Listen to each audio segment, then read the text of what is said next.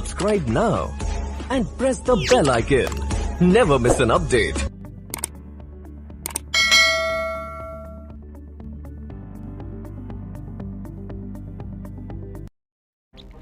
નમસ્કાર સાથીઓ, આજે સંત કબીરનો સ્મૃતિ દિવસ છે, ત્યારે સંત કબીર વિશે આપણે જાણીશું. જો તમે નવા હોય તો અમારી યુટ્યુબ ચેનલને સબસ્ક્રાઈબ કરવાનું ભૂલતા નહીં.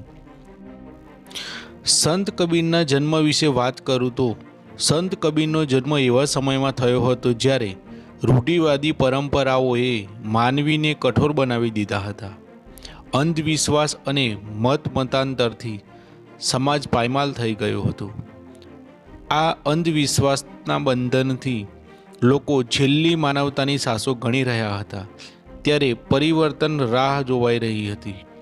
તેવામાં સંત કબીરનો જન્મ જેઠ સુદ પૂર્ણિમાના દિવસે વટ સાવિત્રીના દિવસે સોમવારે 1456માં થયો હતો.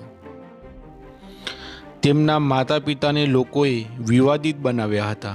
કોઈ એવું કહેતું હતું કે તેમને બ્રાહ્મણીને ઘરે જન્મ થયો હતો. કેટલાક લોકો કહેતા હતા કે ભગવાનના અવતાર હતા. સંત કબીરે કહ્યું હતું કે શરીરમાં રહેલા પંચ તત્વો એ જ શરીરના સાચા માતા પિતા કહેવાય છે. ઐતિહાસિક માહિતી મુજબ સંત કબીરનો જન્મ કાશીના લહરતારા અને તેમનું પાલન પોષણ સ્થળ નિરુટીલામાં અને તેમની કર્મભૂમિ વારાણસી કબીર ચોરામઠ તથા તેમનું નિર્વાણનું સ્થળ મગહરમાં થયું હોવાનું માનવામાં આવે છે. સંત કબીરને મહામાનવ, સામાજિક ક્રાંતિના મસીહા, ધાર્મિક કટ્ટરતાના વિરોધી, જાતિવિહીન સમાજના સમર્થક, માનવતાના વાહક, લોકોના સાચા પ્રતિનિધિ, શાંત અને અહિંસાના પૂજારી, જ્ઞાનના સાગર, સત્યના મિશાન વગેરે તરીકે ઓળખવામાં આવે છે. સંત કબીર જાતિવાદ ઊભો કરનારા લોકોને પ્રશ્ન પૂછતા હતા કે મૃત્યુ થયા બાદ આત્મા શરીર છોડી દે છે તો ત્યારે તે આત્મા કઈ જાતિની હોય છે. સંત કબીરે આખા જીવનકાળ દરમિયાન હિન્દુ અને મુસલમાનો બંનેના ઘણા અત્યાચારો સહન કર્યા હતા.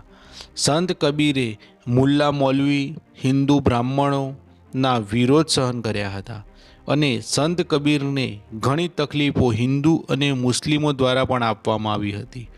સંત કબીરે સંપ્રદાય, જાતિ, ધર્મને મહત્ત્વ નહોતું આપ્યું. તેમને માનવતાને સર્વોત્તમ માનતા હતા. તેમને જીવ હત્યાને પાપ ગણાવ્યું હતું. તેમને કહેલું કે હિંસા કરનાર વ્યક્તિ ક્યારેય પાપ મુક્ત નથી બની શકતો. ભલે તે કરોડો રૂપિયાના હીરાનું દાન કરે તો પણ તે પાપી જ કહેવાય છે. સંત કબીરે કર્મકાંડ, અવતારવાદ, કાલ્પનિક ઈશ્વરવાદમાં વિશ્વાસ નહોતા રાખતા. સંત કબીરે આખી જિંદગી અને કસોટીઓમાં પાર કરીને તેઓએ માનવજાતને સંદેશ આપ્યો હતો. સંત કબીરનું અવસાન મગહર કાશીના માગસર સુદ એકાદશી વિક્રમ સંવત 1575ના દિવસે શરીરનો ત્યાગ કર્યો હતો. આજે એ સ્થળ હિન્દુ મુસ્લિમ એકતાનું પ્રતીક બની ગયું છે. આવા મહાન ક્રાંતિસૂર્ય સંત કબીરના સ્મૃતિ દિવસ ઉપર બહુજન અસ્મિતા તરફથી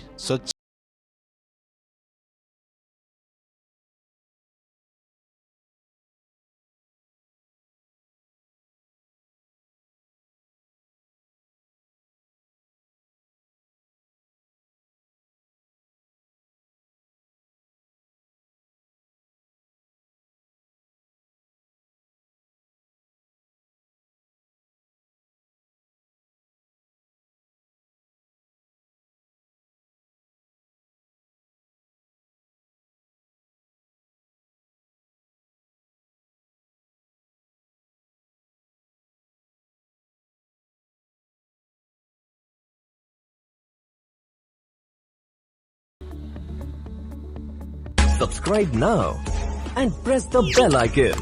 Never miss an update.